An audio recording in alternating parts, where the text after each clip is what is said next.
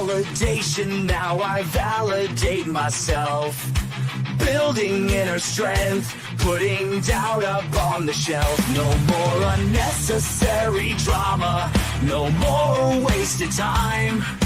Climbing higher constantly, making my own climb. Standing on higher ground, where excellence is found. My potential knows no bounds. Raising the bar, breaking ground. My network is my net worth. Choose your company wise. Surround yourself with eagles, not with sheep in disguise. Every interaction is a reflection of my brand. Quality over quantity, that's my personal command. Standing on higher ground, where excellence is found. My potential knows no bounds. Raising the bar, breaking ground. Whoa. I'm not just living, I'm manifesting my vision. Cutting through limitations with surgical precision. My expectations are my compass, my respect is my shield. To mediocrity and chaos, I will never yield.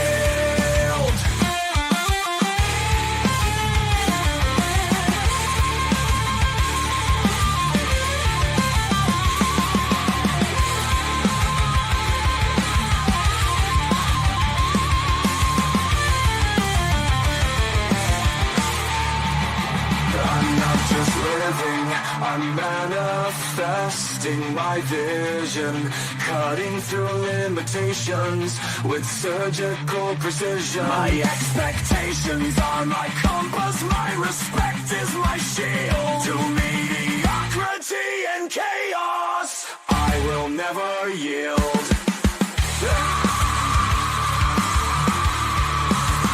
Standing on higher ground, where excellence is found.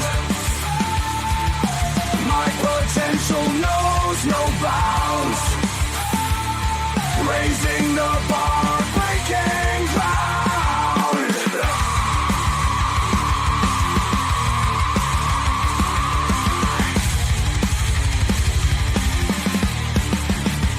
I'm not just living, I'm manifesting my vision. Cutting through limitations with surgical precision. My expectations are my compass, my respect is my shield. To mediocrity and chaos, I will never yield. How you doing, ladies and gentlemen? Welcome to This and That. I'm your host, Xander, where we're talking about this, that, and everything in between. Getting through the ups and downs of the internet today. So today was the day. I told you guys we got that strategy. We're going to be talking about it today. We're going to go over it in length. For those of you that's watching us on Twitch and Twitter, make sure that you guys like and subscribe. Make sure that you guys hit that follow button. And also feel free to ask questions throughout the show because this is an interactive podcast. So if you guys do ask a question or you guys have some insider input or other strategies that you guys would like to talk about, you guys throw that into the comment section. We'll definitely see that up here on the screen here. So all three of y'all, Twitch, Twitter, and YouTube, if you guys jump in to the conversation, you'll definitely see your appropriate comments up on the screen. Note, we are live 7 nights a week. We start around about the same time every night of the week, and we don't let the sun rise without going live. So we make it a point to air this show every night of the week. We got something different every night of the week. You see that we just scheduled a topic for next week, Monday, where we're going to be talking about the habeas corpus that's going to be removed or attempted to be removed by the current president to force the immigrants out, and how that will have lasting effects on the American citizens. what that's about. Tomorrow is Wednesday. We're supposed to be talking about Wednesday about other countries to invest in and good places to live. While this is 75% of the channel is male followers, so this is a male-driven podcast from a male's perspective. So we will be telling you, fellas, good places to go where the women have not been compromised by Western culture, and they'll be able to give you the expectations that you're looking for when you're looking for that old-fashioned traditional upbringing. So pay attention to that on Wednesday, and then Thursday through Sunday we do social improvement, personal improvement, relationship topics, and other such, where we touch base on everything from STEM topics to breakups and divorces. We cover everything under the sun. We have covered some TMZ style stories with political figures and famous individuals, but we try to localize the discussions to focus directly on how you can improve yourself and you can improve your environment, and you can make changes. Because if there's anything in your life right now that you don't like, that you wish you could change and you didn't know how, this is the channel to come and figure that out. That's what we do. This isn't one of those red pill, blue pill, black pill podcasts where we just complain about how life sucks and blame somebody else for it. We typically spend a lot of our time trying to make it make sense. We talk about uniformity, and then we talk about how first person accountability, there are things that you can do and prevent in your life to have the type of life, or closer to the type of life that you would prefer, realistically speaking. But today, Monday, Tuesday, and Wednesday, we talk about ways to put your money in places where you can start seeing a larger quantity of financial stability. That way you will have the capabilities to see more money coming in different places where you have more of a capability of being financially successful. And with increased financial stability, you start seeing a better personal life, because if you're not struggling with bills and stressing out about the hassles of making ends meet, you have more time to enjoy time with the people that you love and the people that you would prefer to spend time with. The same as if you have a more peaceful personal life, where everything is more under control, you have more time to direct your undivided attention towards making reasonable capital, so that you are not stressing out about your personal life when you're supposed to be making money. So your relationships and your friendships and family lifestyles can directly impact your employment and your education. If you're a college student right now, the same way that your employment and your education, if it's not under control, can directly impact in a negative fashion your ability to be available for the family, friends, and loved ones that you would prefer to be with. So we try to work on both sides of those. Half of the week we work on your finances, half of the week we work on everything else. If you guys hit that follow button, that notification button, it will give you push notifications. If you're watching us on Twitch, if you go to YouTube, hit that subscription button, hit that notification button, then come back to Twitter, you will be able to get notifications when the show goes live. So whatever you're doing, you can just switch over to this channel, even if you're on Twitch or Twitter, because it's going to be a push notification on your phone, and it's going to be like, hey, they just went live, and you'll be like, oh, sweet. And from whatever you were scrolling through, on whatever platform you were scrolling on, you can just redirect on that platform directly to this channel, and you'll be able to stay on top of what we got going on. And we're piecing it together. A lot of us, special shout out to Bayside, FinTech 101, Usman, Mr. Satellite, Mr. Pibbs.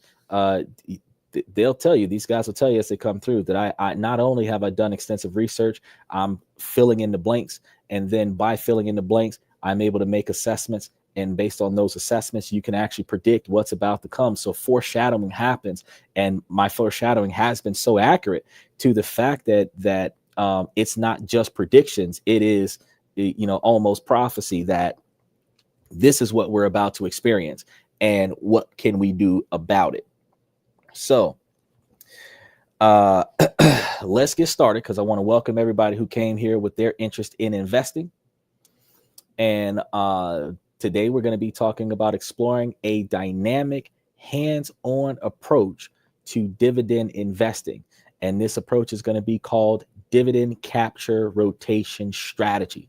Now, one of the things I'm going to be doing for you guys is some of the stuff that I'm going to be talking about today, I'm going to be putting it into the comment section on all platforms, so you guys will see it. I want you guys to understand that as you watch the show today, special shout out to Twitch, special shout out to Twitter X. As you watch the show today, you will see these terms and stock options and other such stuff fly up into your comment section, and you're going to see them up there on the screen. Now, if you got a paper and pencil with you, good. If you don't, get one, because when we start talking about these stock options, we're going to do this with 8 stock options, and I'm going to give you each stock option. I'm going to give you the ex-dividend date of the stock option, the payout date of the stock option, and what we're supposed to be doing in as far as how to invest in these things, so that we can rotate a stack of cash to multiple different locations and turn over a profit. Now, I'm not just talking about it, I'm also doing it. Based on this assessment, I'm taking this quantity of capital and I am literally rotating it around in this method over the next 30 days, so that when I'm done with this, we can see exactly how effective it is. But it requires you to pay attention to the ex-dividend dates, have your bids up and make the purchases of your stocks before the ex-dividend date, and then work your way over to the next purchase. And you would have to keep moving capital around in that fashion so that you can get the payouts from every dividend distributing stock that we're going to be talking about today. Now, this method is all about timing, flexibility, and maximizing your cash flow by moving your money to where the next dividend opportunity is month after month. So let's start with the question. How many of y'all ever bought a stock and just forgot about it? You bought it for the dividend. If you have, put you a money emoji into the comment section.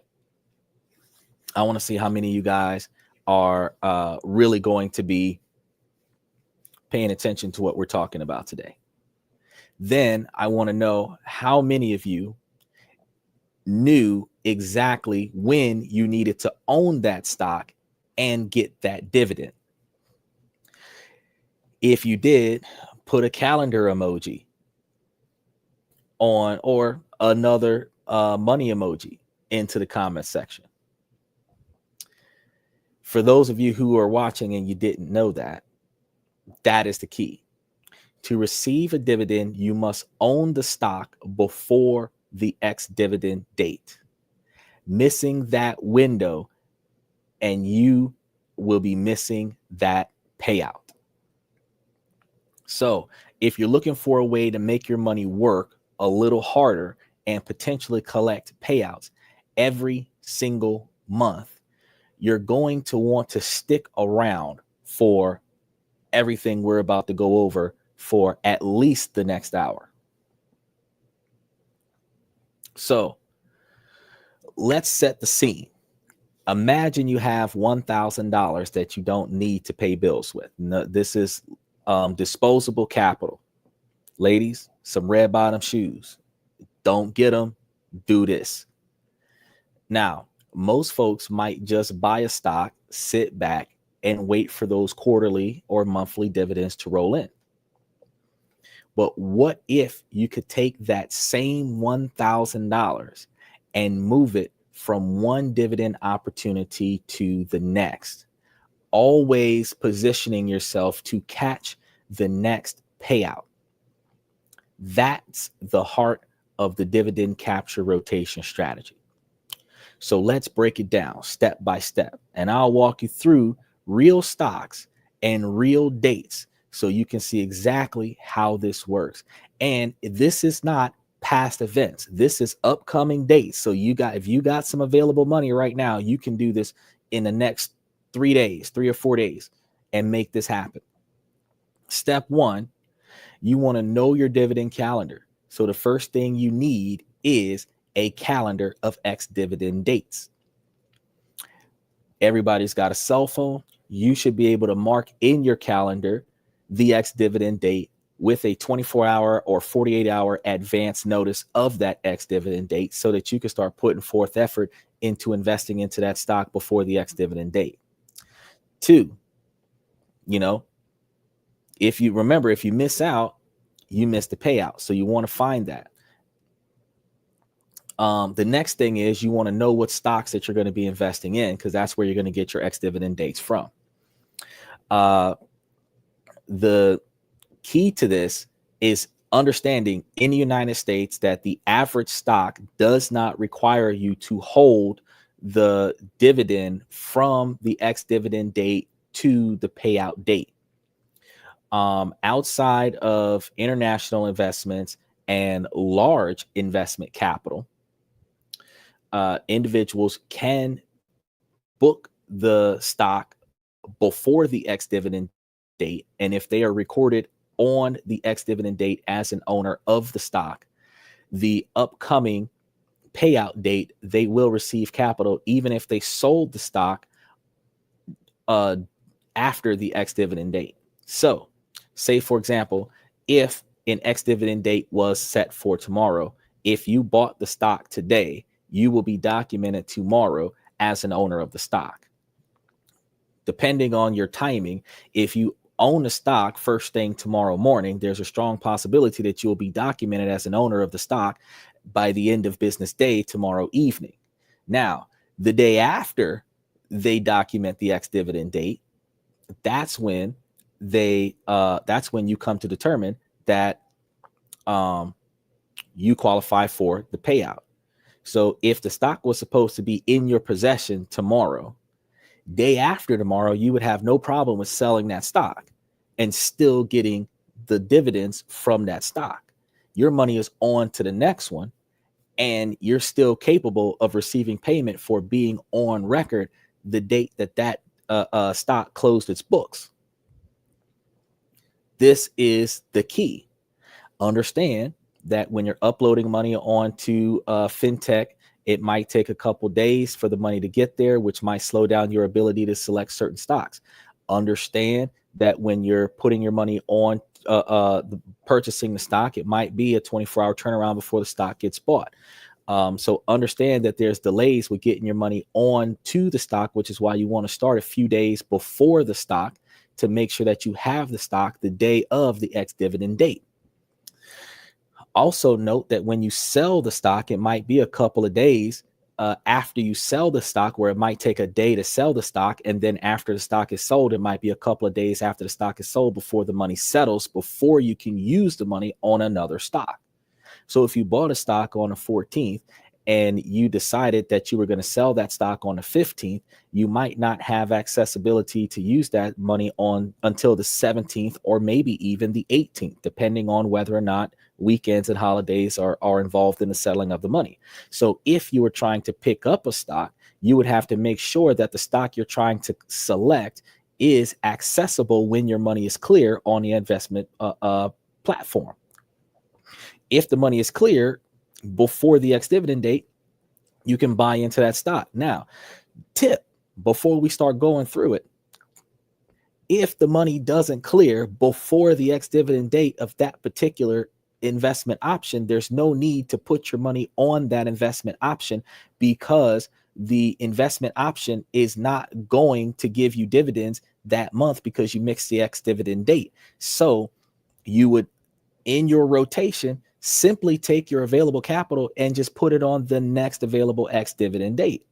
Now you have to pay attention to, again, putting your money on the ex-dividend date versus getting your money off of that stock to determine if that ex-dividend date is feasible, where you're not missing out on an important ex-dividend date. Because again, I'm going to be talking about some monthly stocks that pay out every month, which means that you need to be on the books before the end of the month for those stocks.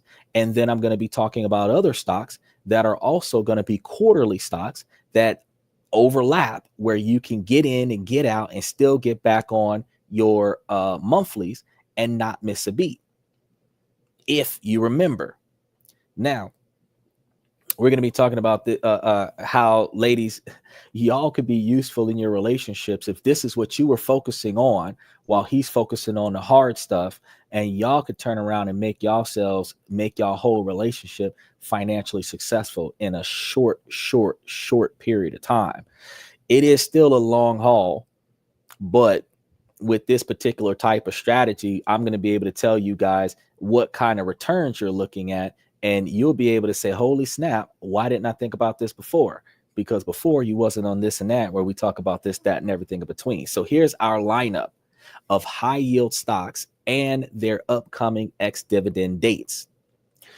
If you don't have a pencil and pen handy, if you're driving, if you're walking down the street, if you're hanging out with your homies, and you're just listening to this podcast, note that the podcast should have the comment section replaying live after the show, which means that you should be able to rewatch the show in real time and gain real access to the exact information that I'm about to give to you guys straight out of the comment section. So if you don't have the capabilities to write it all down right now, you definitely will have the opportunity to come back later and write it all down later. And I strongly encourage you to make it a point to come and get all the information that you need to make this opportunity more successful for you. So real quick, one of the things I want to make sure that I do for y'all is I want to make sure that it's there. So you do have the opportunity to get all of the investment knowledge that you need. And then we're going to go one extra mile for y'all and make sure that you can also, so there's another thing on the YouTube channel. You guys can find this in the wealth podcast of the show. So we've got a generic podcast and that has everything on it, and then we also have a podcast that specifically discusses things related to finance, so that you guys can get your money right. And yeah, you can click on that podcast, find this show, and it's going to say rotation strategy, and you will be able to click on that link and go straight to that show, and you'll be able to see exactly what we're about to talk about right now today. So first thing we're going to start talking about is Armor Residential Real Estate Investment Trust, ticker ARR. Ex-dividend date is May 15th. Now that's a little bit soon. We might not be able to get on the books by May 15th, but if you wanted to, if you have it available, because today's the 13th, tomorrow's the 14th, if you can buy it tomorrow for the 15th, then dive in there. We've got another one that is Armor Realty, and theirs is, the ticker is ABR. Theirs is on May 16th. And then there is AGNC Investment Corp. Their ticker is AGNC, and theirs is on May 30th. Now, hold on a second. I'm going to get this in there for all of y'all, because I'm putting them in there. For those of you that are on TikTok, on YouTube, y'all got it first. Not YouTube, Twitch. Twitch got it first. YouTube, y'all are getting it now, because I got to bounce back and forth and slide this information to y'all, so y'all can write this stuff down. This is some of them, not all of them. This is just some of them. I'm going to give you the rest of them before we move on, because I want y'all to have these ex-dividend dates, because this matters. And I know that y'all got to look over your finances and make sure that you got available capital to put down on these things. And then you got to upload it to the investment platform. So if you miss these this month, it doesn't matter. We can still do this next month for some of these. But the ones that you are dealing with the quarterlies, you're just going to have to wait till next quarter. But the monthlies, yes, you guys can still invest in those monthlies right now. Another one is Orchid Island Capital. I've been talking to you guys about this one all year. That one has a ex-dividend date for May 30th. International Seaway, we just started talking about this one a few weeks ago, and that one is paying on June 12th. So here goes those two. And then now, as you write these down, I'm going to be giving you guys the strategy so that you guys can see what we're going to be doing so that we can make this work the way we want to make it work. Now, the next three that we're going off of is AG Mortgage Investment Trust, MITT. Their ex-dividend date is June 28th. Twin Harbor Investment Corp, ticker TOO. Theirs is July 5th. And Global Net Lease, GNL, their ex-dividend date is July 11th. So let me get this up there for you guys that are on Twitter. Make sure that you guys got all this stuff up here. That put International Seaway, and then I got to give y'all. Oh, that's Orchid Island. Hold on, y'all. Hold on. I'm trying to get. Wait a minute. June 12th, so I got to get y'all AG. I done posted Orchid Island twice. So let me make sure that I got all of them up here for y'all. There should be 8 of them. And I'm gonna put them up across the screen. Make sure y'all know y'all can comment if y'all like, but from the beginning, just to make sure that y'all got them all. Arbor Realty and AGNC Investment Corp. Armor Residential.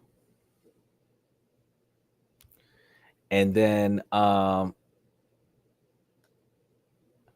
Orchid Island Capital, International Seaway,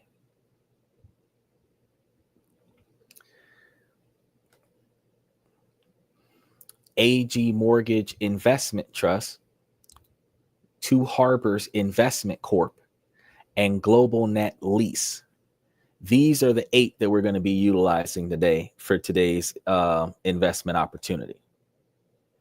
So in those is also going to be the ex-dividend dates for each one of those investment opportunities. Now, step 2, we're going to ride the dividend wave. So here's how you surf from one payout to the next. Start with ARR. Buy it before May 15th. So you got to buy it within the next 2 days. Hold through the ex-dividend date, which means you're going to hold it until at least the 16th, and you're locked in for that payout. Now, because you bought in on ARR and you held that one until the 16th, that capital you're not going to be capable of buying into the 16th for which one was it that was on the 16th? We said ABR is on May 16th. So if you invest in ARR on the 15th, where if you've got the capabilities to invest in that one before the 15th, you're not going to be able to invest in ABR on the 16th because you're going to be selling from ARR on the 16th. Now, if you can't meet the ARR on the 15th, you get your money together and you're going to be able to buy into ABR, you jump into ABR. Now, if you're able to buy into ARR and sell ARR in time to have available capital to buy ABR, then you buy ABR before May 16th. You hold that one through the ex-dividend date and collect another dividend. So since some of these are close together, you have a choice based on your available capital and the dividend payout of the individual shares versus the cost per share to purchase. Because if you buy a stock that's like $30 a share versus a stock that's like $6 a share, the stock that's worth $6 a share might pay 12 cents a share, but they're going to give you 5 shares for $30 versus one that's got like 40 cents a share for $30. Now, that also means that if you're going to get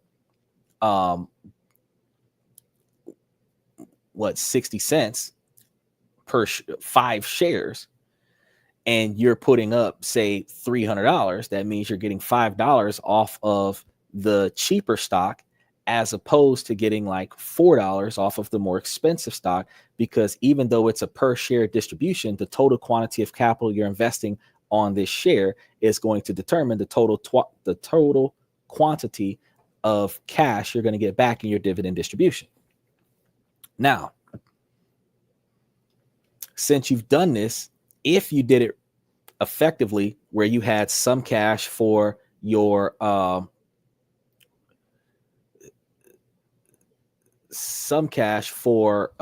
Realty, which was ABR, that's due on the 16th, and some of your cash for the ARR, which would be Armor Residential REIT, you could put money on both, but you're not putting the same stack of cash on one.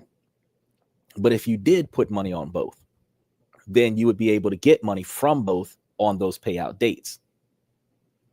Then the next one up, which is a ways away, you'll be able to get yourself together for those, AGNC or ORC. AGNC Investment Corp or Orchid Island both have ex-dividend dates roundabout the end of the month. So between the 31st and the 29th, sometimes on the 28th if it's a February, at the end of the month, those two companies are side by side. So you can pick the one with the higher yield or the better price action, meaning if Orchid Island is cheaper, like I just explained to you, where multiple shares of Orchid Island will give you larger payout than the quantities of shares for the same dollar amount of investment for AGN, then you might want to go with Orchid Island. As Orchid Island gains popularity and AGNC decreases in popularity, you might see that buying 2 or 3 shares of Orchid Island might be less of a payout than buying 1 share of AGNC. In that scenario, you might want to buy AGNC. So what you're trying to do is you're trying to multiply take the dollar amount that you want to invest. Today, we're talking about putting up $1,000. You're going to divide that $1,000 by the cost per share to buy a share. This number is going to tell you a different number of shares for each stock. By doing so, you will be able to determine how many shares you're going to have. Then you're going to multiply that number of shares by the share value, the dividend payout per share. So if you can get 116 shares off of $1,000 worth of investment and it's 12 cents a share, then you will be able to multiply that by 12, multiply 113 by 12. That is how much money you're going to get off of that $1,000. Likewise, if it's say 50 shares at 45 cents a share, then you multiply the 45 cents a share times 50 shares, and that would be your payout. Now, when you're determining between the two, you want to remember you're going to hold it for about a day, and then you're going to sell it. So this isn't the same as a buy and hold, where the difference between how much money it will pay if you leave your money there every month versus if you leave it somewhere else every month and it only pays quarterly. You are literally buying it a day or two before the ex-dividend date, and then you're selling it the day after they've got you documented on the ex-dividend date. Now, we're going to slide on. After that, this month is the quarter where INSW, which is International Seaway, is going to do their payout. So you will be able to jump in by June 12th. Then you would sell. And just before June 28th, you will buy MITT. Now, pay attention to the fact that the closer you get to an ex-dividend date, the higher the stock value gets, because a lot of people are doing the same method. So the difference between your profit margin versus your dividend distribution is going to be based on whether or not you get in there slightly early before the spike in the stock happens. Get your dividend distribution after you've sold the stock, hopefully buying it lower than you sell it, because if you're one of the first ones in, the stock value is going to be cheaper than what it is if you're one of the last ones in.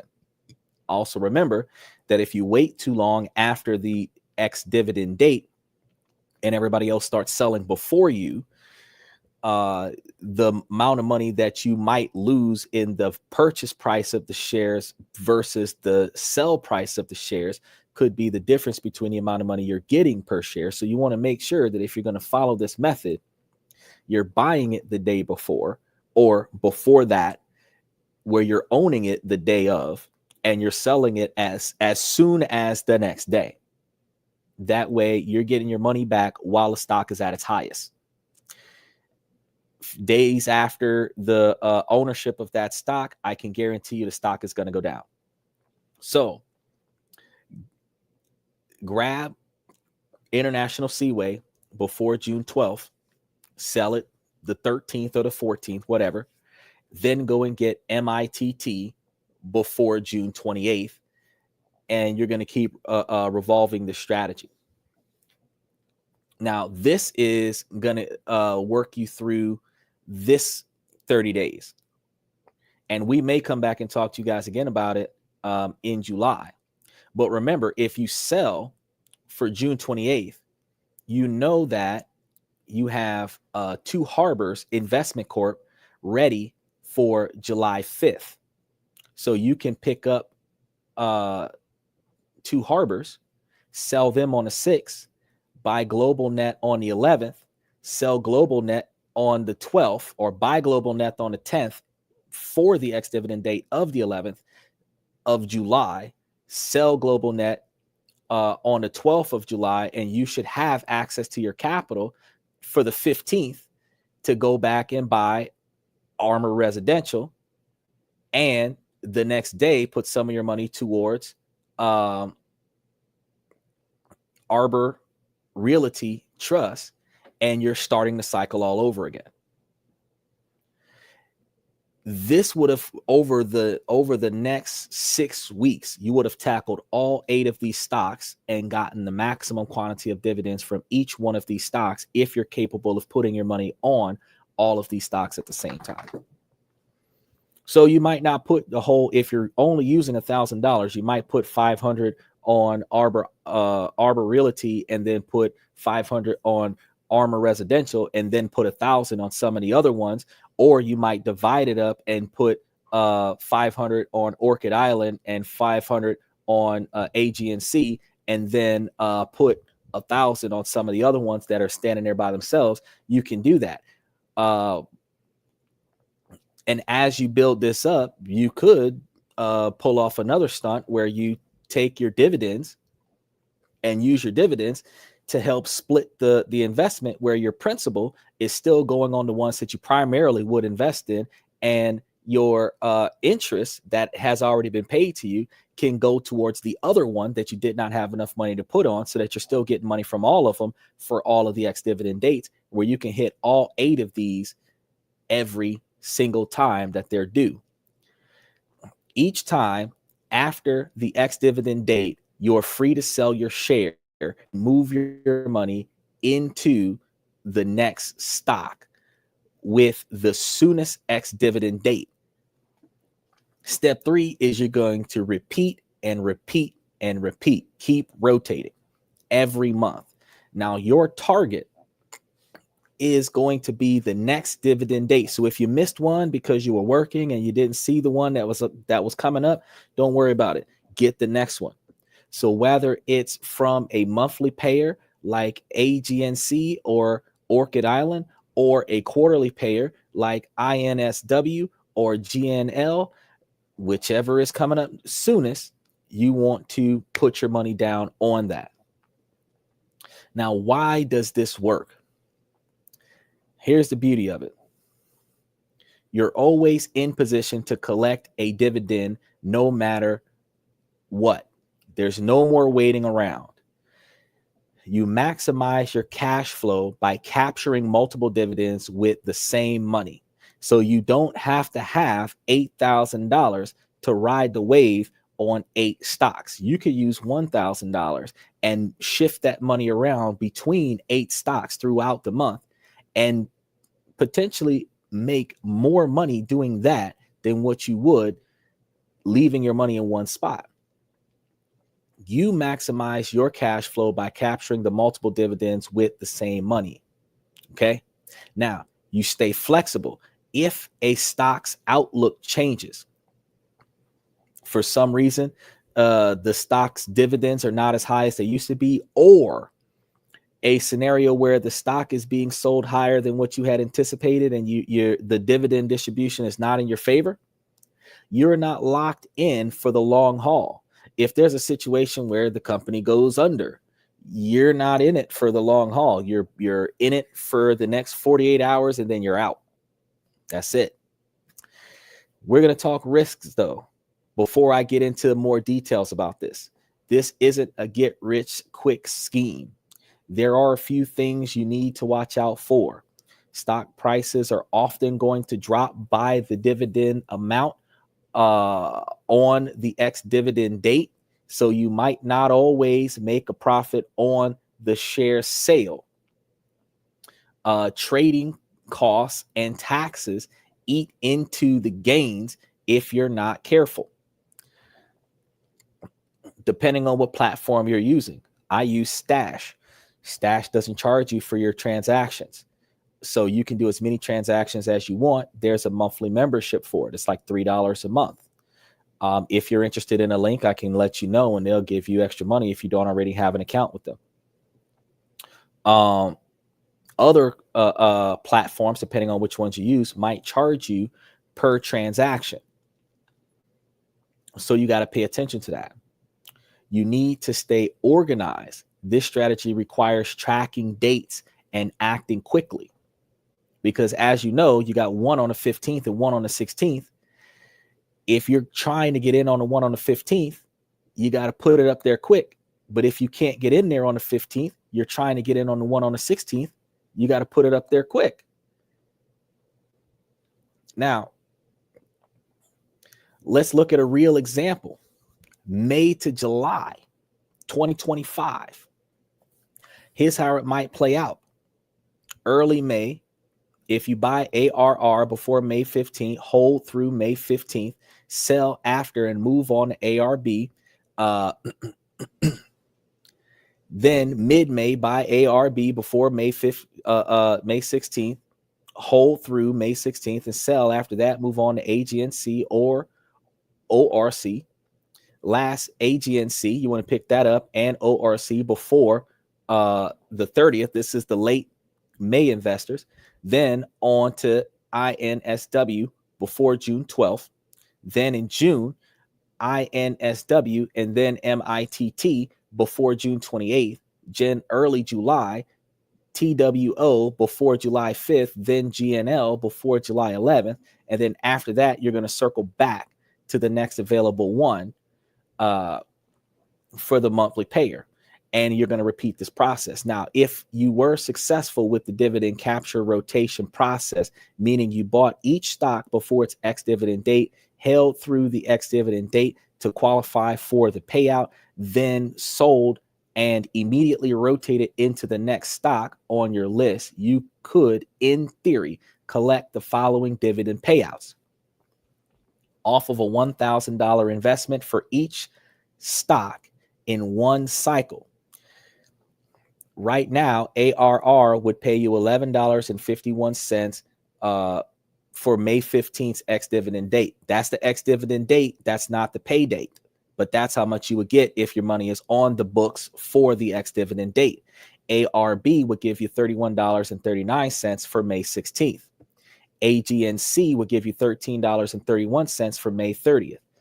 ORC would give you $13.89 for May 30th. If you're on the books on these days, that's what you're going to get on the pay date. Pay dates are going to be later.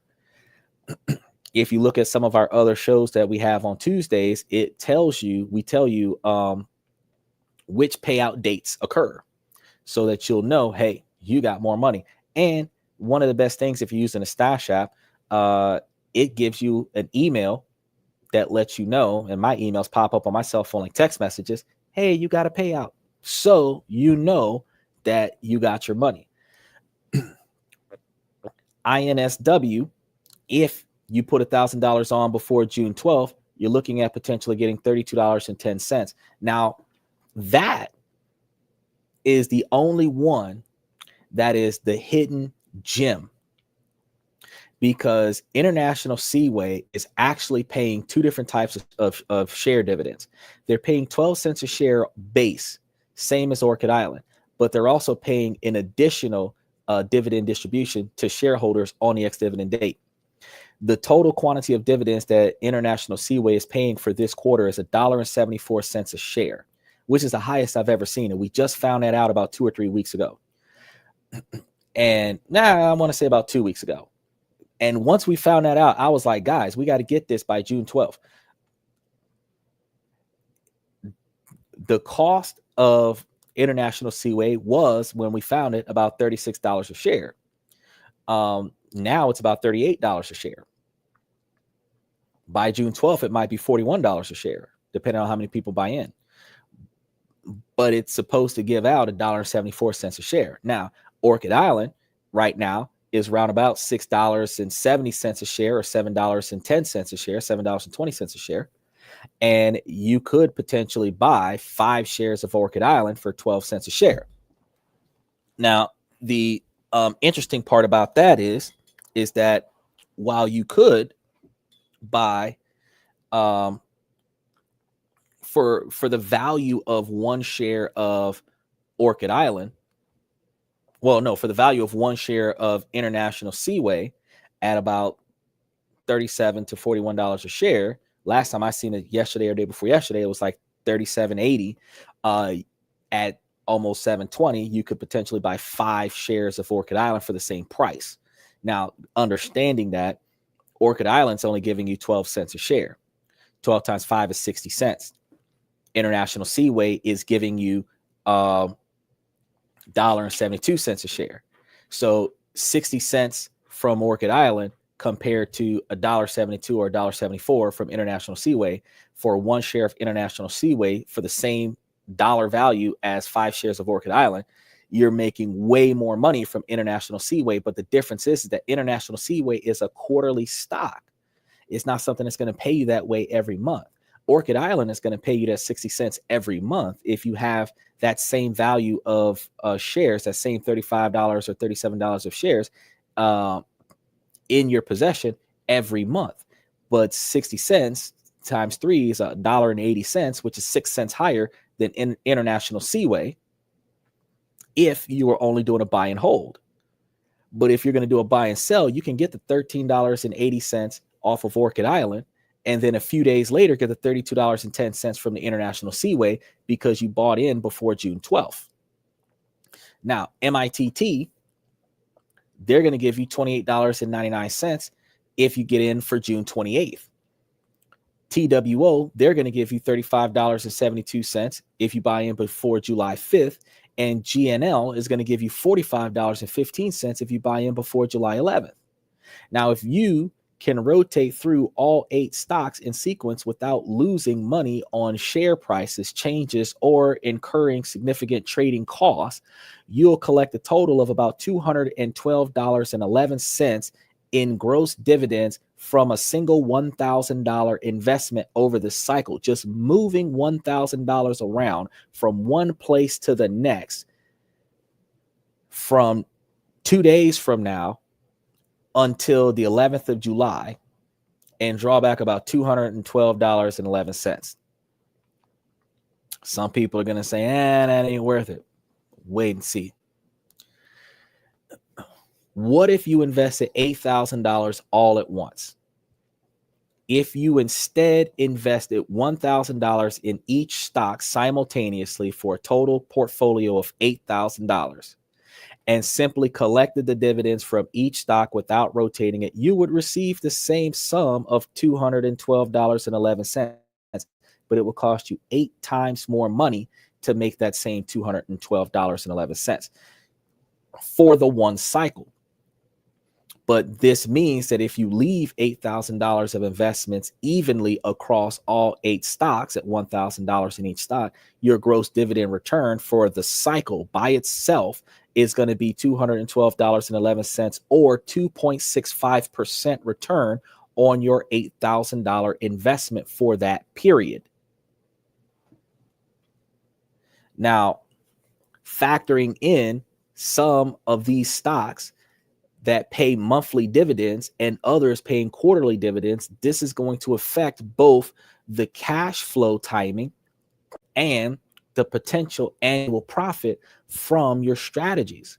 So here's how it plays out for both $8,000 stocks, where you're going to be doing buy and holds, and $1,000 rotation dividends for the dividend capture method. If you have $8,000 of stock investment, you can buy and hold the stocks.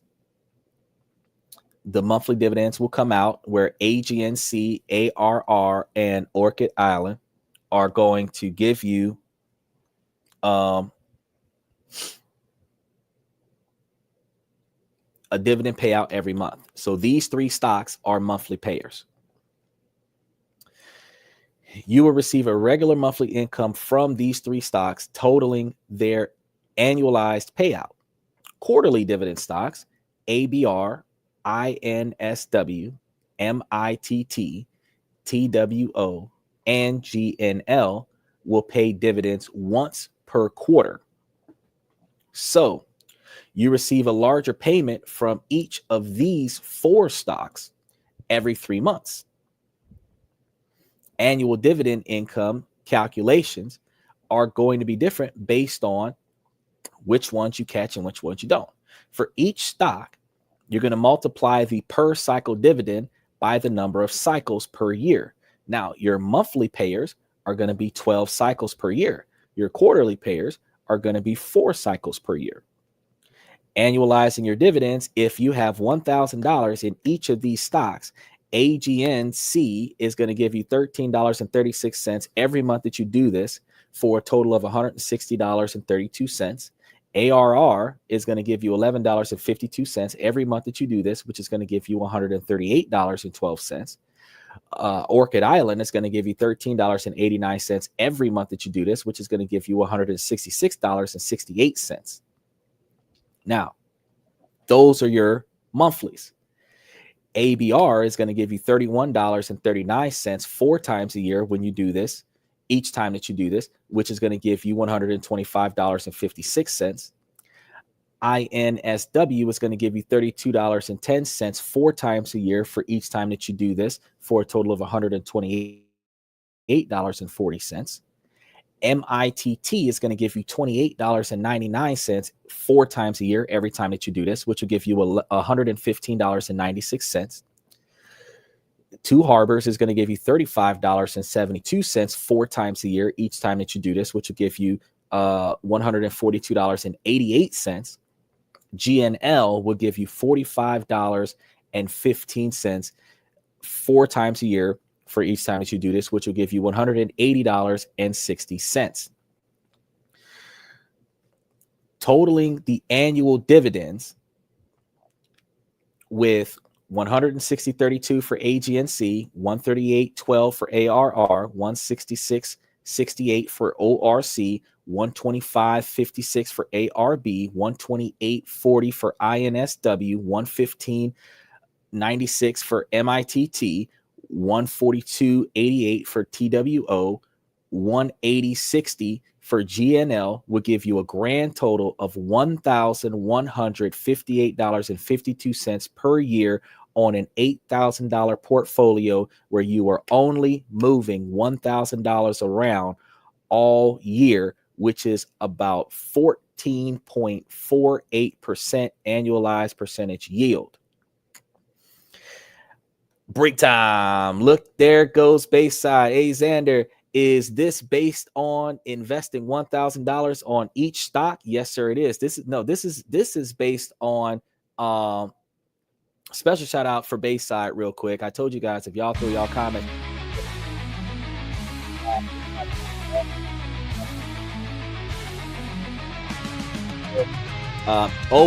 always with wise questions and wise words. So I love it when I see Bayside popping into the comment section. You guys can also do the same on Twitch and YouTube.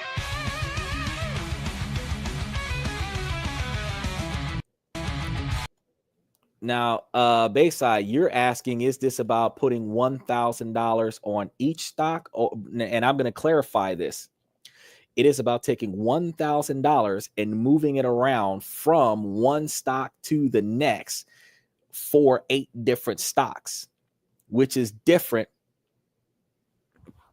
He said, hello, Xander, just landed. Hey, man, I'm glad to see that you got in here. It is different from putting $8,000 where it's $1,000 per stock, which is an $8,000 portfolio. We're talking about using $1,000 to make more money moving it around than putting down $8,000 and letting it rest for a year. So 1/8 of the quantity of capital necessary to do this, and you would be able to make this money. Which also means that if you used $8,000 to move this money around, think about the fact that some of these stocks would require you to own a larger percentage of them. Some of these stocks would require you to split the difference, because like you got two that one is due on the 15th, which is like 2 days from now, and the other one's due on the 16th. You might not be able to buy into both of them and sell with the same quantity of capital and be able to get the dividends from the same quantity of capital. So you might have to split your money to buy into the 15th and buy into the 16th at the same time, and then sell for the 15th, which is probably not going to clear to the 17th, and then sell for the 16th, which is probably not going to clear to the 19th. You know, you might not be able to get both of those at the same time with the same $1,000. But if you're splitting your money up and putting it into both of those stocks because they're back to back, you would be able to get something. Likewise, if you're investing in Orchid Island versus AGNC, you might put into both of them, just transfer the gains.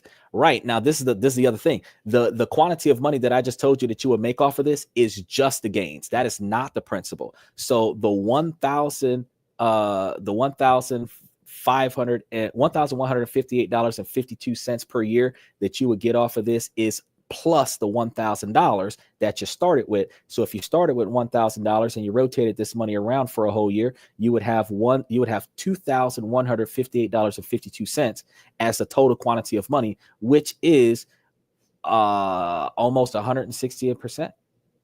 Now,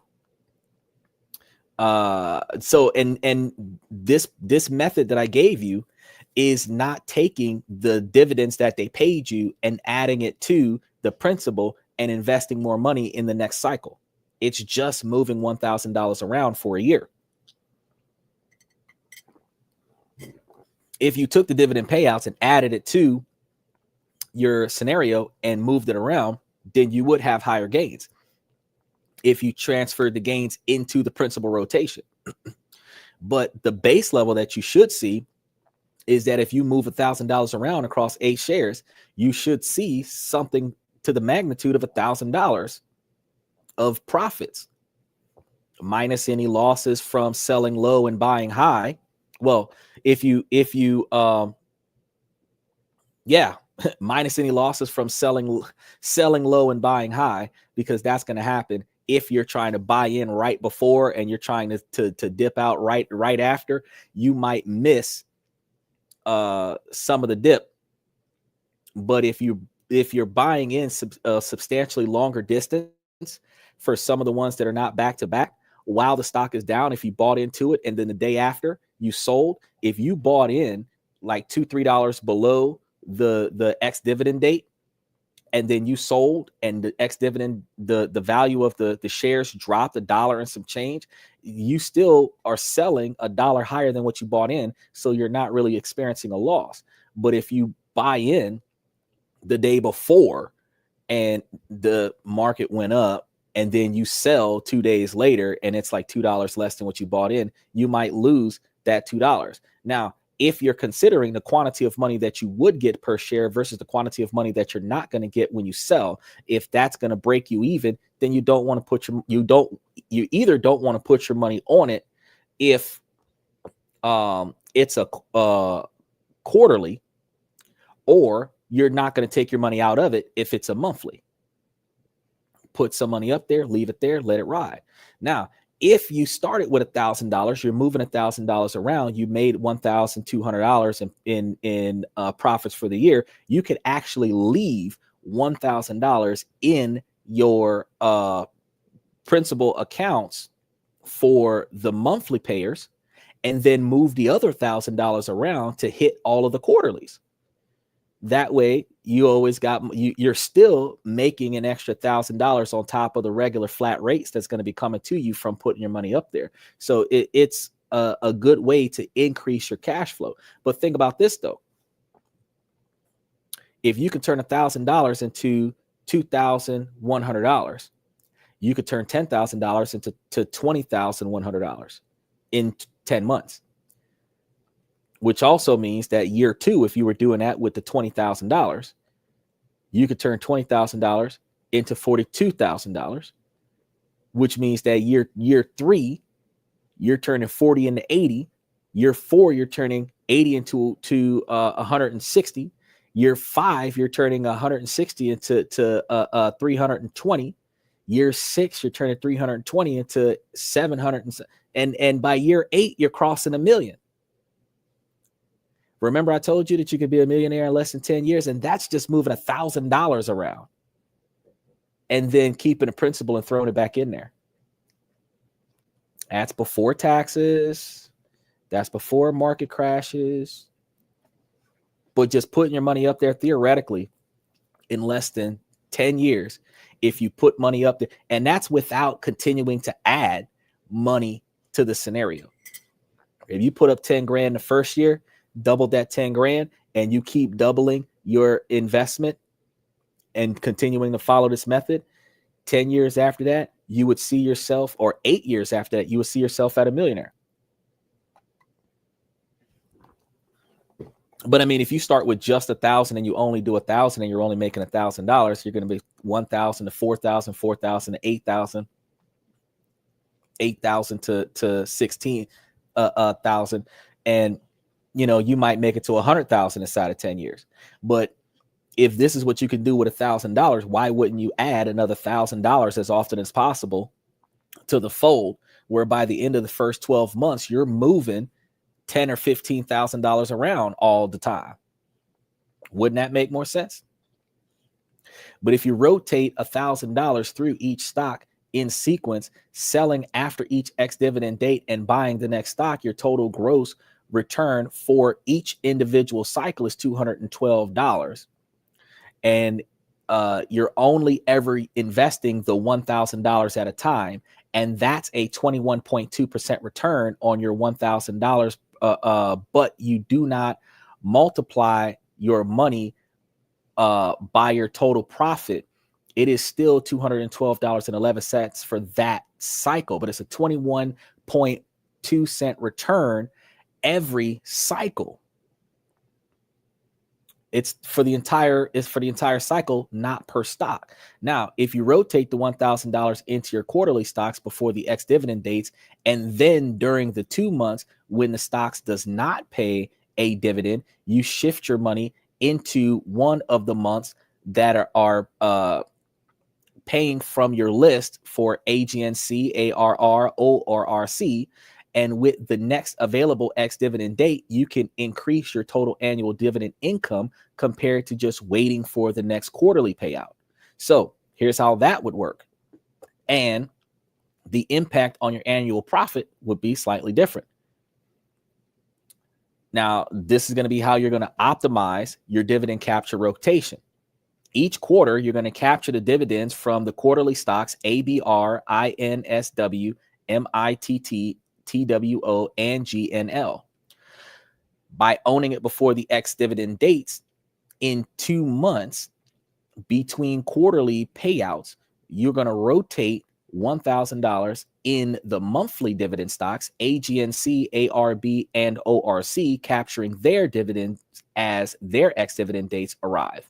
And you're going to repeat this process for each quarterly stock through the next year, always moving your money to the next available ex-dividend dates among your monthly payers when a quarterly stock is not paying. Now, one of the things I think is interesting, the cost of doing business, I would leave a couple of dollars in each stock that I'm rotating out of. That way I don't have to look for them when it's time for me to buy into that stock again. I told you guys before I used a Stash app. So it's fintech, financial technology. Special shout out to Fintech 101. And by using that app, I can upload money through my cell phone onto my stock portfolio. It flags a lot of the stocks that I want to use, and then I can go to the list of held stocks and I can select them. But I also can go to the list of stocks that I own shares in, and I can simply just add more shares to those stocks. So if I said, well, I'm going to leave $2 or $1 in this particular stock, then when I buy back in, I'm going to buy in 1,000. So it'll be $1,001. Then when I get ready to sell it, I'm going to sell the one stock. And when I sell the 1,000, I'm still going to leave the $1 in there. The stock is still on my list of the 8 share stocks that I'm going to be rotating through. The only difference is now I know where to find it. I don't have to look for it. I don't have to type in the ticker. I don't have to hope for the best. Also, by having a couple dollars in there, I can track the stock while I don't own it to see when is the good time to buy into it. I'm saying don't own it because I don't own the $1,000 worth of shares. I only have like $1 or $2 worth of shares in there. But before I decide to put my money on it, I might wait until the dip and then buy in like 5 or 7 days before the ex-dividend date so that when I sell, I can maximize my ability to sell and not take a loss. And that is actually a good way to go. So let's break this down. For one slot of $1,000, quarterly stocks, you're going to have the 1 month. If you held ABR on the capture date, you're still getting that $31.39. Your quarterly dividend of $1,000. Month 2, you're going to shift that $1,000 into monthly payers, and the next 2 month captures are going to be each dividend months. The monthly stock dividends for AGNC, ARR, and ORC are going to be $13.36 per month for the $1,000, $11.51 per month for their $1,000, and $13.89 per month for their $1,000. So let's assume that you alternate between these 3, always picking the next available ex-dividend date in the 3-month cycle. The quarterly stock would give you $31.39, and the month 2 will give you $13.36. Month 3 will give you $13.36, and the total for the 3 months would be $58.68. Annualizing that across 4 cycles, you're looking at $234.56, and this is just using 4 of them. Now, compared to holding on quarterly stocks. Hey, Xander, just to be clear, when you shift, you mean sell. Okay, yes. So the way you're going to do this, you're going to buy the stock before the ex-dividend date, owning the stock on the ex-dividend date, selling the stock after that. Understanding, because you weren't here at the beginning of the show, understanding that it takes a couple of days for you to load the money onto your financial trading platform. In case you didn't know, it takes a couple of days to load your money onto the platform. Once you get the money onto the platform, it may take a 1 business day to complete the purchase. After you complete the purchase, you have to be on the books. You are on the books for the purchase. Now that you're on the books for the X dividend day, now you qualify for the dividend payout. You can schedule at the end of that day. So let's say that it's due for the 15th. You've got money on the stock right now. You buy it tomorrow. It is considered owned by first thing in the morning on the 15th, Thursday, right? You put it up for sale Thursday evening. It's sold on Friday. You still get your money because you sold it on Friday. You were on the books on Thursday. You sold it on Friday. You can do that. Now, the money might take 1 or 2 days to clear before you can put it onto another account. That's just legal trade practices. Once the money clears, you can take the money and put it on something else. It's still on the trading platform when the money clears. It's not going to deposit it into your bank account where you can go pay your rent. You still have to forcibly deposit the money from the trading platform to your bank account. So all of this money stays in your trading platform. Now, once the money clears, you can take the money and put it on something else. There's only 2 stocks that are back to back. One's on the 15th, one's on the 16th. Then at the end of the month, Orchid Island and AGNC are back to back. Both of them are at the end of the month between the 28th and the 31st, like literally the same day, or one's at the end of the month and one's on the 30th of the month. And when the 30th of the month is the end of the month, they're both on the same day. And if the 28th is the last day of the month because it's February, it's going to be on that day. So you're going to look at those 2 are going to be together. So between the 15th, the 16th, and the 2 stocks that are on the 30th, those are the ones where there's literally no time to buy, sell, and buy. You're either going to buy one, buy the other, or split your money and buy them both. That's the only time that you're dealing with that. All the rest of the stocks, you notice, and I'm going to go back on them because I put them in the comment section, and I don't know if you see them, but I'm going to put them back up here for you so that you can see them. Because just like in class, if you got a question, everybody else has got the same question, but you're the only person with the courage to ask. May 16th, ARB. May 30th, AGNC. That is 14 days. You only need 2 days, 2 to 3 days, because you got to understand that if there's a weekend or a holiday, it might take a little bit more time for the money to clear. But there's plenty of time after the 16th to buy into the next one. Notice Arbor Realty, ARB. Whoop, hold on now. I did that. Armor Residential, ARR, is the 15th one. So the May 16th and the May 15th, too close together for you to get them both at the same time. You have to get one, get the other with 1 stack of cash, or split your money and put some on both, which you can. It depends on what the payout values are, because if one pays more than the other, you might want to buy into the one that pays the most, go all in on the one that pays the most, and then sell. If they're both kind of close in value, you might want to do both. That's up to you. Now, Orchid Island, my favorite, the one I've been telling you guys about, that one is May 30th alongside AGNC, also May 30th, right?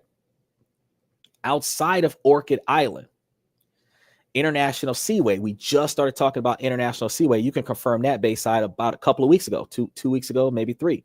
That one is on the 12th. So if you bought on the 28th or 29th, sold on the 30th, or scheduled to sell on the 30th, where sold on the 31st or sold on the 1st, it is still capital clearing between the 1st and the 3rd. You have plenty of time to buy June 12th, right? Now, from there, because I posted that up there multiple times, from there, you also have the ability to buy into MITT on June 28th, which is 2 days before the 30th. It is not possible for your cash to clear buying on June the 28th with the same stack of cash that you're going to buy in on June 30th. However, it is possible to put some money on the 28th and put some money on the 30th. Because if you sell on the 28th, it might take a couple of days to clear, and which will be the 30th, and you would be buying on the 30th, and you would not be on the book date. So I was wrong. I stand corrected. There are 6 stocks here that are stacked on top of one another. The 15th and the 16th, the 28th and the 30th, with 2 of them on the 30th. So you have to decide which ones you want to buy into. Because if you're using the money that is already on a stock, you have to understand that it's going to be a couple of days after you sell the stock before the money is available to put on another stock. But as you start doing this, you will have profits from last cycle, where you will then be able to take the profits from the last cycle and take that $200 something, put it on AGNC, or put it on MITT, and then take the 1,000 and put it onto Orchid Island, or put 500 on Orchid Island, put 500 on AGNC, put your 212 onto MITT, get money from all 3. See what I'm saying? Because they're so close together, you have to split the money up on those. Now, the next one is Two Harbor. Two Harbor is July 5th. Nothing is interfering with Two Harbor. You can sell Orchid Island, buy Two Harbor, get paid on Two Harbor, and then sell Two Harbor, and then buy International Seaway and not miss a beat. See what I'm saying? The only issue that you're probably going to have with that is how much is the stock valued at when you sell it. So paying attention to that, if you moved $1,000 to Two Harbor, you're going to get more money off of the Two Harbor stock by selling Orchid and buying Two Harbor than what you would just leaving it in Orchid and waiting for the next cycle.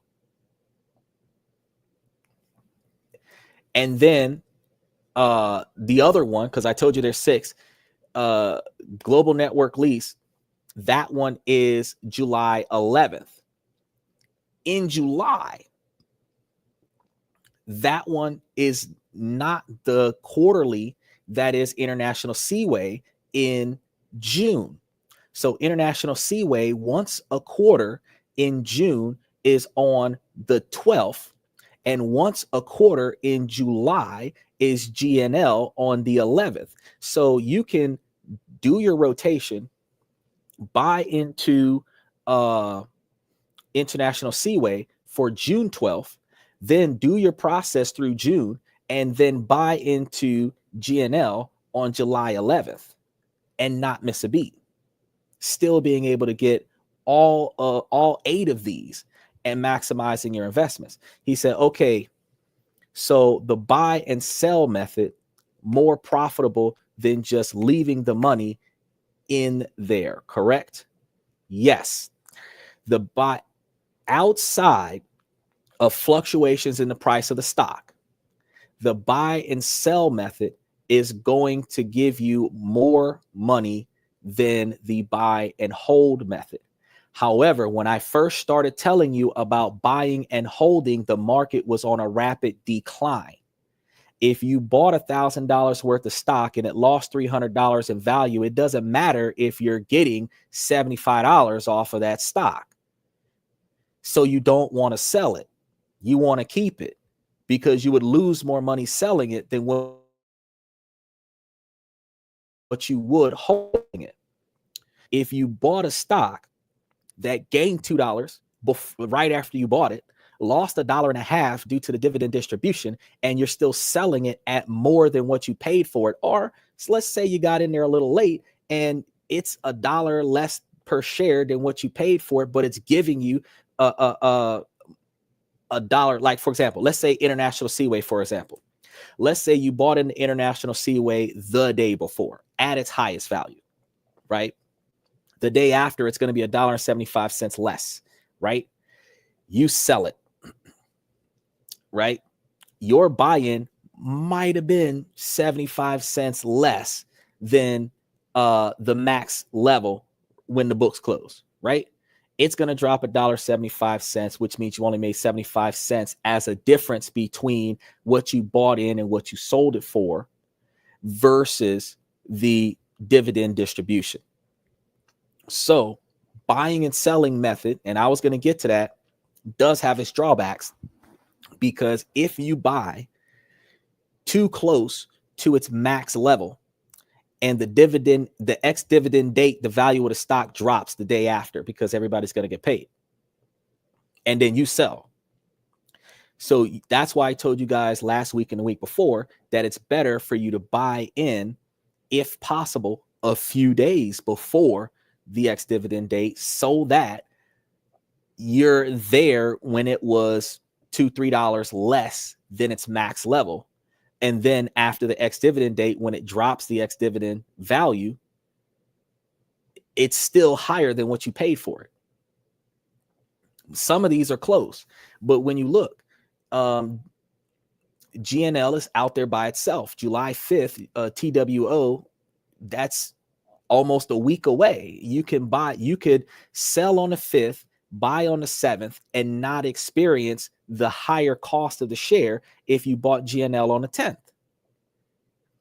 Same thing with AGNC. If you bought it on the 28th, sold it on the 29th, and then the next thing up for grabs would have been July. If you bought that for July 5th, you would be owning that one on the 30th, almost a week before, which means it would be lower than what it would be if you bought it on the 4th. You're still selling it on the 6th, but if you buy it as soon as your money is available, your buy-in is going to be lower than what it is if you buy in the day before the ex-dividend date. Because the day before the ex-dividend date, it's at the highest it's going to be for the ex-dividend date. Then it's going to dip the day after, and then every day after that, it's going to decline because everybody's selling it now because they don't want it anymore, unless outside of those people who do buy and holds, right? So if you repeat this process for each quarter, for each of the $1,000 slots, capturing the quarterly dividends once per quarter, capturing the 2-month dividends in each of the 2 off months per quarter, this rotation nearly doubles your annual income per $1,000 compared to only holding the quarterly stocks. So if you used all 8 stocks in $1,000 per slot, where the 3 slots would always in monthly payers give you that $38.74 for a total over 12 months, $465.12, where the 5 slots rotate as described before, giving you the $234.56. Rotating those out, you would have $1,172 per year off of those 5 slots, totaling an annual income of $1,637.92 per year, which is more than the original $1,100 that I was telling you. But this is just a profit. This is just a profit. So this is $1,637 of profit plus your $1,000 initial investment, which would have gave you a total of $2,600. If you did this with $10,000, you would have $26,000 when you're done. Right?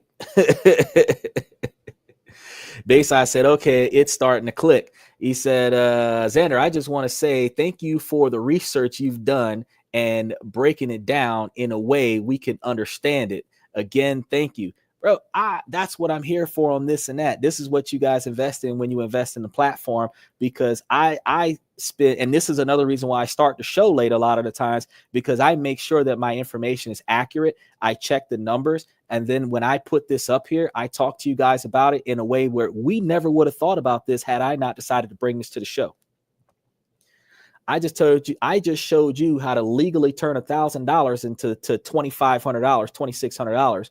And it doesn't take much more than watching the calendar, putting the bids up, and then going back a couple days later and putting the sale up so that you can move your money to another spot. You literally would spend 5 or 10 minutes a day moving your money around and turn $1,000 into $2,600. If you were doing this with $10,000, you would still be spending 5 or 10 minutes a day, turning $10,000 into $2,600. If you was doing this with 100 grand, you would still be spending 10 minutes a day, turning $100,000 into $260,000, which is why, ladies, I keep telling y'all can make yourselves a millionaire if y'all find a man that'll keep the bills paid on time, and y'all take all the money that y'all spend on y'all personal stuff and y'all put that money into stock investments. The 20 minutes on the phone talking to your homegirl, talking trash about somebody else, you could have spent 20 minutes on the phone moving millions of dollars around, making millions more dollars, and you really only spend 15 minutes of your time. The time it takes for you to put food in the microwave to bring your man something to eat, you could have just made him $1,500. This is what I be talking about. You ain't even got to cook. You could put your hungry man meal in the microwave, and by the time the microwave, put it in the microwave, press 6, and by the time the microwave beat, you just made $1,000. This is what I'm talking about. No back-breaking labor, no sweat, no tears, no arguing with the boss, no customer complaints, no HR visits, no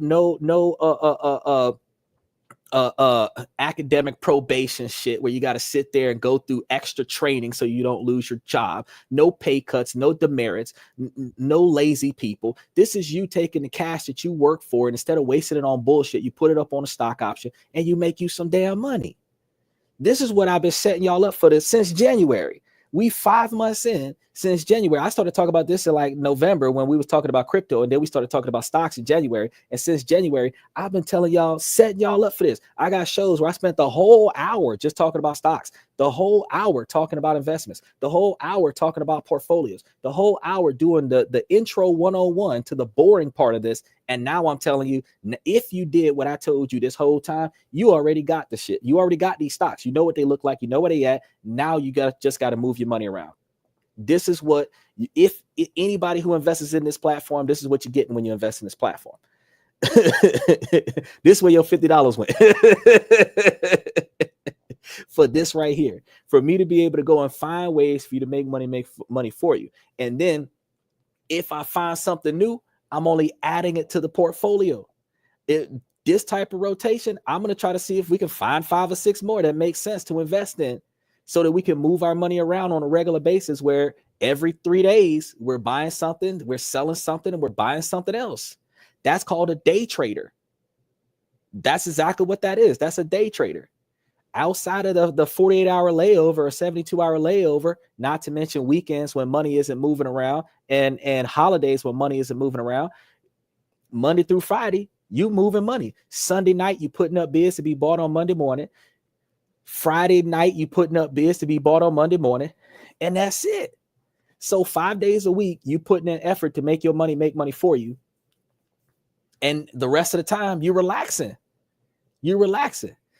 He said, people watching this show, please show Xander some love. And he ain't lying, y'all. If y'all on Twitter, I ain't monetized on Twitter, or Twitch. So if you want to throw me some money, you're gonna have to slide over to YouTube and throw me some cash. But I am in a monetized fashion on YouTube, and you guys can slide over to YouTube and y'all can throw some money down on the channel and see that this is prime information, because nobody ever outside of a seminar will give you any one way to make you a buck without having to do nothing but show up. Everybody else would have promised you that if you gave them $200 a person, sit here for 1 hour and 28 minutes, and then they tell you that if you buy their subscription, their membership, after you sat there in this bullshit ass seminar, then they might tell you exactly what I just told you. All I did was told y'all 2 days ago that if you come to the show today, I'm gonna tell you the shit. You just showed up. Half of y'all didn't even know that this was going to happen.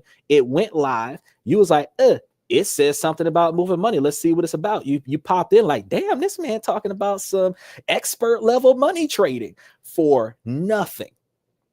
You was bored. You was scrolling through your platform, and this shit just popped up on your For You page because your ass is broke. You need some money. And you was like, God damn, this man know what he talking about. And you can verify. You can verify all of the information that I'm telling you. Only thing that's going to change is the stock price. the dividend payout is going to be the same. The dividend payout is going to be the same. Bayside says, Xander, today I met an entrepreneur. An older gentleman told him about your show and how you talked about trust and other countries to shield your money and avoid taxes. He was very impressed. And see, now word is getting around. We're still an underrated podcast because a lot of the topics that we talk about on this show are controversial. So a lot of the episodes that we put up here are under restricted mode for YouTube. So in order for you to find us, I would have to pay for advertisements, which is like $200 a week for me to pay for advertisement for y'all to see it, because the algorithm is not going to show the content that is adult only content, because we talked about something sensitive in nature, religion, politics, whatever. And then we also have the other option is that y'all would have to get VPNs when y'all watching YouTube and Twitch and Twitter and stuff, because if y'all don't have a VPN where y'all could bypass your network and get past the restricted mode, you won't even know that the show is on. And this is valuable information where men can make themselves seemingly rich off of the extra money that they not he said listen to him, he's right. You got to, but y'all the money that y'all spend on entertainment, I done told y'all, we done did the stats. Y'all out there hanging out with the fellas, hanging out with your homegirls, hanging out with these girlfriends, friends with benefits. You went friend zone with some chick, and you got this position where you spending a couple $100 taking her out because it's a gentlemanly thing to do. And if you're spending $250 a week or a month going out on dates, and I just told you how 4 months worth of dating could make you $1,600 of profit, where instead of going out on dates at your expense, you could go out for free and take that $1,000 and put it in places where you can make money for you, where you're doubling your money every year. You're doubling your money every year now, because that $1,000 turned into $2,600 following this method if you hit all of the marks correctly. And might be a little less in real time, because you might buy in late and sell late, and you might make a little less. So you might turn your $1,000 into $2,000, but that don't change the fact that you just doubled your money by moving this around. And this $1,637 per year does not include your $1,000 investment. And it is the total annual dividend income that you could potentially earn by rotating just $1,000 through these 8 stocks each month using the optimized strategy. Now, your $1,000 principal is separate and remains invested if you decide to do that, and is subject to the market fluctuations and the trading outcomes. But this means, in theory, you would earn 163.8% annual percentage yield on your $1,000, which is the largest percentage ratio that I have found to date. Okay. Most places is 15% APR. I told you, if you put $8,000 on the stocks and leave them there, it's almost 15% for the year. This is 163.8% annual percentage yield on your $1,000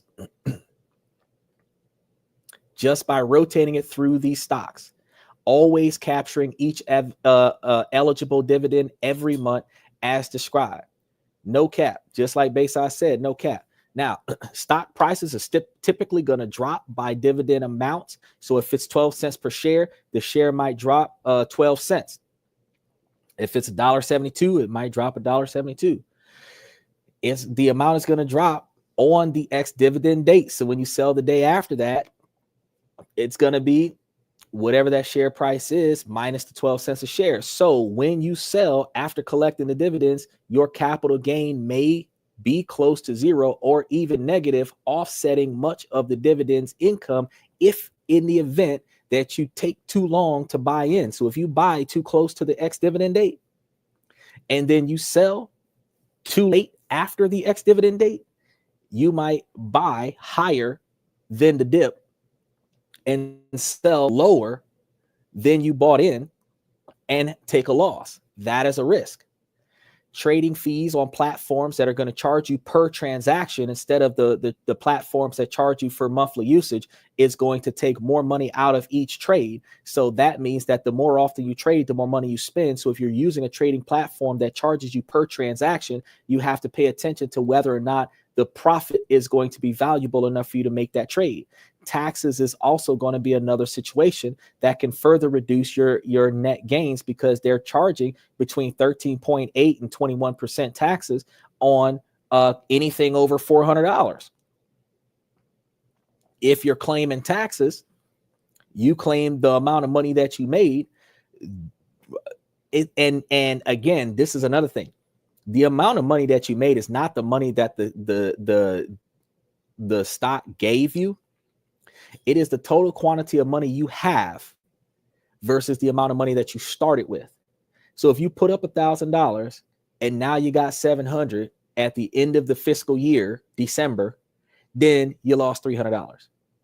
You don't pay taxes on that. You put up $1,000 and by the end of the year, you got $1,260 or $1,600 more than what you started with. You made a $1,600 profit. That is supposed to be taxable income, not the principal, not the $1,000 principal, the $1,600 profit. Especially with frequent traders, you're going to be seeing that every time you sell, when you turn a profit, they're going to be reporting the profit you made off of each sale. You claiming your taxes is going to be dealing with confirming with the IRS that you did make these profits. Then the IRS is based on what you do, especially if you use TurboTax, they're going to tell you, hey, this is how much money that you're supposed to spend on taxes. Now, if you listen to me and set up a C corporation or set up an LLC, and you are claiming the money that you spend on going to work and buying work stuff, and if, like I told you, you hire your kids as employees and you're doing 1099s and stuff for your kids, or if you're doing W-2s for your kids and paying Social Security for them to build up their Social Security, all of that stuff is tax deductions. If you're donating money to the school for your kids' education and you're getting receipts from that from the school, if you're donating to nonprofit organizations, those are tax deductions. And all you have to do when you report your taxes, you report all of the donations that you've given out. You report all of the expenses that you've paid. If you're putting money towards loans, that is paying off a debt. So that's not considered a profit. So if you're making, $1,500 a year in profits, but then you're paying a $2,000 a year mortgage, hypothetically, you're still paying more debt than what you turn profit. You're still going to have what is called a tax blanket. That's why billionaires will own $1 billion worth of debt, offsetting the $1 billion worth of cash that they have access to, because they broke even.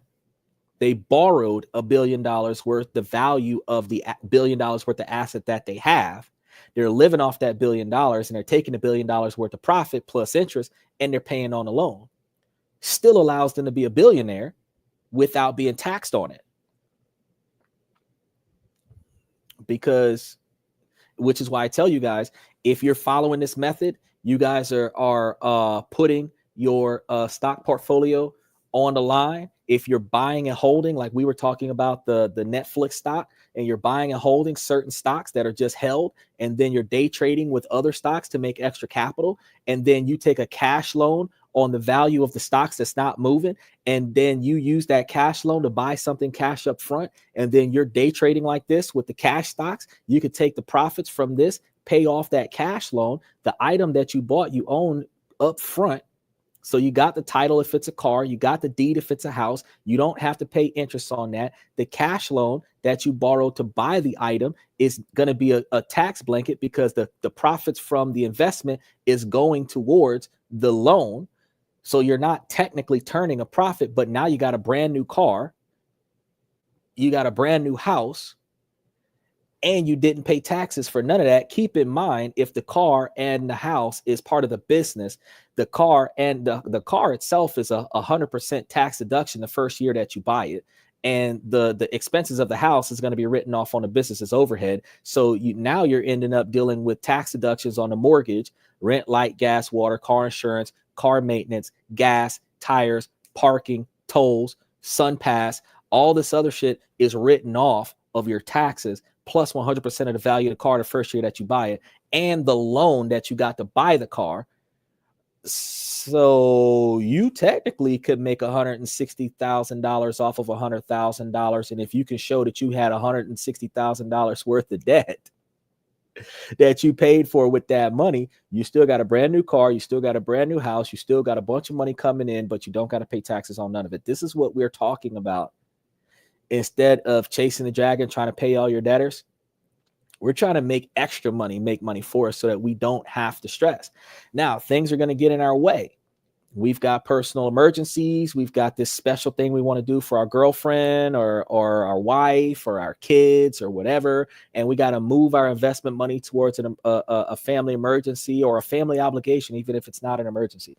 This negatively impacts our ability to be successful. But if we can maintain the money that is in the stock as don't touch this money, and then take the rest of the money that we earn on a day-to-day basis and move that around to take care of business, then we could still move this money, because nobody sees us moving this money around. We're just on our cell phone. The same way some people are texting right now on their cell phone, you could be moving stocks around right now. You could have picture in picture right now. You could be investing in the stocks while we talking on the podcast, and in real time be like, yup, this one's available, that one's available, and make money for you. So it ain't hard. We just got to pay attention to what we're trying to do. Now, make sure that you understand that market volatility may cause share prices to move in unpredictable ways, sometimes resulting in losing that will negatively outweigh the dividends captured. The real world results are usually much lower than the theoretical maximums. So the max, and that's one thing that a seminar is never going to tell you. The seminar is like, oh yeah, you can make $1,600, which is the max that you can see.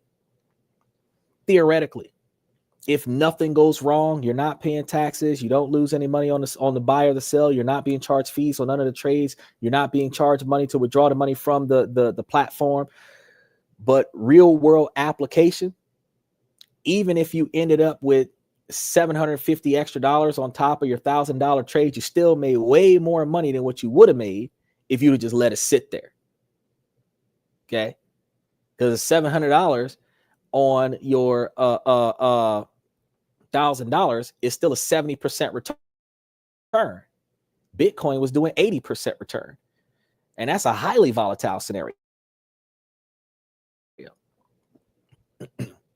So just make sure that you remember, sometimes these strategies can lose money if the share prices fall more than the dividend amount. And the thing is that if you buy the product, this is why I tell you the way that you hedge the loss. If you buy a share and it drops too low, don't sell it. Don't sell it till it goes back up. Now, if you buy into a quarterly and it drops too low and you don't sell it, that money's going to sit there this quarter. But if you're buying into something else, which is why I say split the money, you can take some of the profits from the dividends that paid out and keep the party going until you can sell the one that you bought into. If you still own the stock, if it's too low, you technically have not lost, because the stock will go back up eventually. You're not going to have as much to rotate around because you're not willing to buy and take the loss, but you only took the loss when you look at the stock dip and say, fuck it, I'm going to sell anyway. That's when you take the loss. So if you buy $1,000 worth of something that's $10 a share and that shit dropped to $5 a share and you say, fuck it, I'm going to sell anyway, you gave up $5 a share. But if you bought in at $10 a share, it drops $5 a share, and you say, nope, I'm not messing with it until it's $11 a share. You didn't lose, because once it goes back up to $11 a share, that's when you sell after the ex-dividend date, which means you still turn to profit somewhere or broke even. And as long as you're breaking even or turning profits, you're not taking a loss. So what do studies say and experts say about this?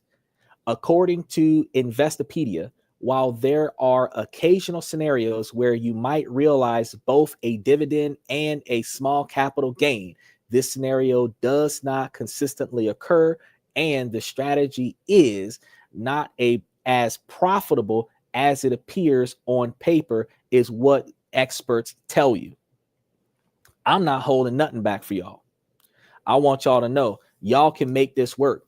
It's still more than what you would have got from a buy and hold. Financial experts generally agree that the dividend capture strategy rarely beats a simple buy and hold approach, especially after accounting for taxes and trading costs. When you have to pay for trading costs, if you don't have to pay for trading costs, if you're using apps like Stash that does not cost you to buy and sell, they just charge you a that's right. He said, yeah, loss equals risk. That is right. That is right. But risk equals gains, because that's the only time that you're going to make money. You're only going to make high gain money in a short period of time if you're taking high risks. If you're playing it safe, you might get something, but you're not getting nearly as much as when you take a risk. The higher the risk, the higher the reward. But the higher the risk, the higher the risk of losing it all or owing money. So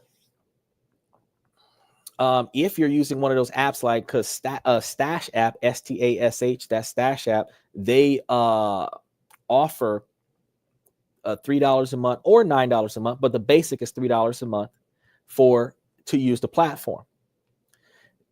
Unlimited trading. So if you use this method on a platform that's charging you $3 a month, that's what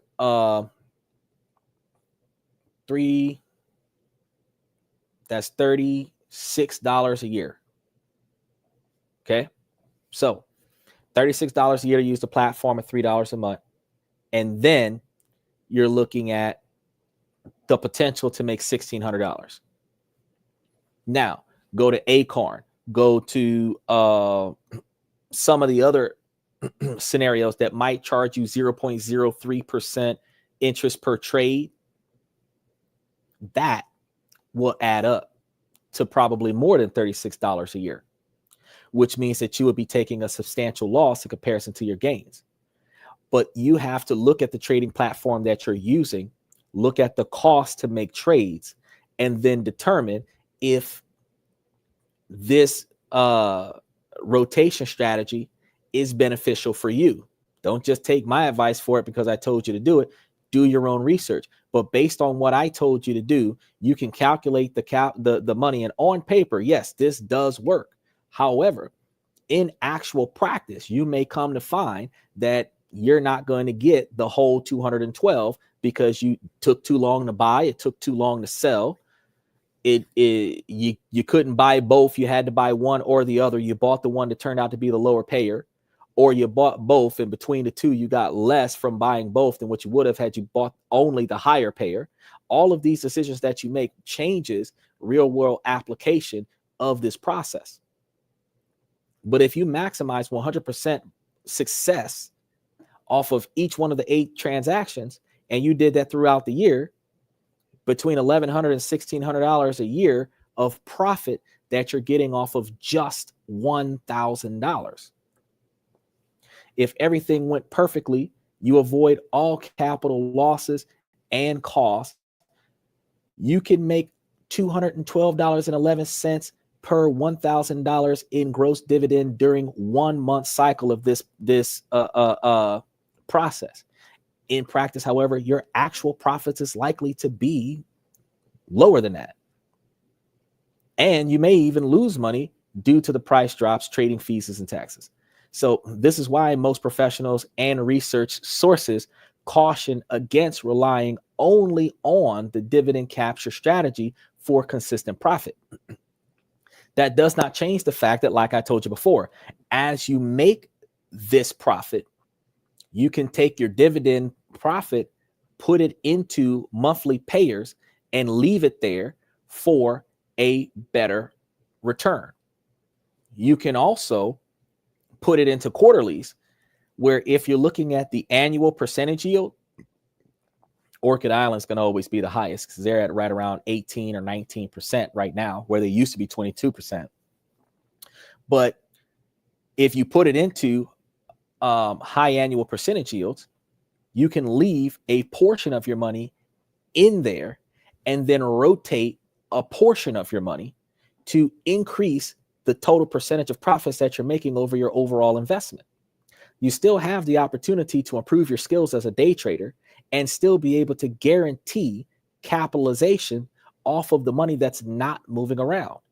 So you don't have to take 100% of your money and play duck, duck, goose with it. You don't have to take 100% of your money and play fruits baskets with it. What you could do is you could take a percentage of your money and hold it on all of these stocks, and then take a percentage of your money and move it around between all of these stocks.